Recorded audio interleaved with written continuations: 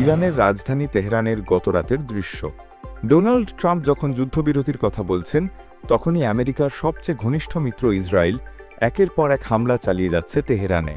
মুখে শান্তির বার্তা দিলেও যুক্তরাষ্ট্র বাস্তবে যুদ্ধেই মদদ দিয়ে চলেছে। ইরান ইসরায়েলের 12 দিনের যুদ্ধ এমনই এক চিত্র তুলে ধরেছে। ইরানের পরমাণু স্থাপনাগুলো ধ্বংস করতে ইসরায়েলের ফাঁদে পা দিয়েছিল যুক্তরাষ্ট্র। একযোগে আঘাত হানা হয়েছিল 3টি পরমাণু স্থাপনায়। কিন্তু ইরান এমন দেশ নয় যে চুপচাপ সহ্য করবে। ইসরায়েলে পাল্টা আঘাত চলছিলই, তার পাশাপাশি মধ্যপ্রাচ্যে অবস্থিত মার্কিন সামরিক ঘাঁটিগুলোতেও রাতভর হামলা চালিয়েছে তেহরান। এরপরই নড়েচড়ে বসেছে যুক্তরাষ্ট্র।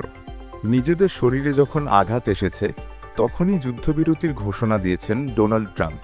অথচ পশ্চিমারা ইসরায়েলের কথায় যেভাবে নাচে, তেল আবিব তেমন নয়। নিজেদের স্বার্থসিদ্ধি করলেও ইরানের ক্ষতি নিয়ে কখনো কখনো যুক্তরাষ্ট্রের কথাও কানে তোলে না ইসরায়েল। ডোনাল্ড ট্রাম্পের যুদ্ধবিরতির ঘোষণার পরেও মঙ্গলবার ভোর থেকে তেহরানের দিকে ক্ষেপণাস্ত্র হামলা শুরু করে ইসরায়েল। তবে এর আগেই আকাশ প্রতিরক্ষা ব্যবস্থা সচল করেছিল ইরান। ইসরায়েল থেকে ছোঁড়া একের পর এক ক্ষেপণাস্ত্র তেহরানের বিভিন্ন স্থানে আঘাত হানে। তেহরানের মধ্যাঞ্চলে দেখা যায় কালো ধোঁয়ার কুণ্ডলী। মেহরান ও জেলা 6 এলাকার বাসিন্দাদের নিরাপদ স্থানে সরে যাওয়ার নির্দেশনা দিয়েছিল ইসরায়েলের সামরিক বাহিনী।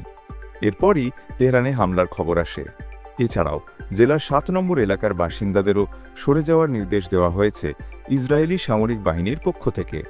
ইরানের গণমাধ্যম কর্মীরা জানিয়েছেন, যুদ্ধবিরতির ঘোষণা থাকা সত্ত্বেও দেশজুড়ে বিমানবাহিনীর ব্যাপক তৎপরতা চলছে। চারদিক থেকে শোনা যাচ্ছে তীব্র বিস্ফোরণের শব্দ। এর আগে অবশ্য যুদ্ধবিরতির ঘোষণা দিতে গিয়ে শর্ত বেঁধে দিয়েছিলেন মার্কিন প্রেসিডেন্ট।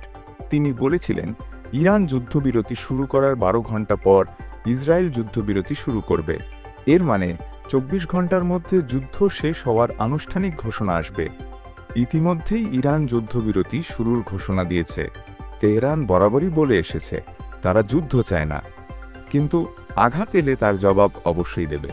এর আগের সোমবারও ইরানের বিভিন্ন লক্ষ্যবস্তুতে হামলা চালিয়েছে ইসরায়েলি বাহিনী।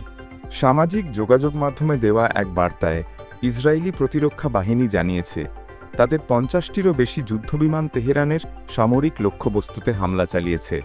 এই হামলা ছিল মূলত সামরিক কমান্ড সেন্টারগুলো, ক্ষেপণাস্ত্র ও রাডার উৎপাদন কেন্দ্র এবং ক্ষেপণাস্ত্র সংরক্ষণের অবকাঠামোর ওপর। গত 13ই জুন ভোর রাতে ইরানে চালানো এক হামলায় দেশটির সেনাপ্রধানসহ 20 জনের বেশি উচ্চপদস্থ সামরিক কর্মকর্তা এবং বেশ কয়েকজন পরমাণু বিজ্ঞানীকে হত্যা করে ইসরায়েল। এখন পর্যন্ত ইরানে প্রাণ হারিয়েছেন প্রায় 5 শতাধিক মানুষ। চলমান হামলায় আহত হয়েছেন 3000-এর বেশি। আন্তর্জাতিক ডেস্ক, তালাশবিডি.com, ঢাকা।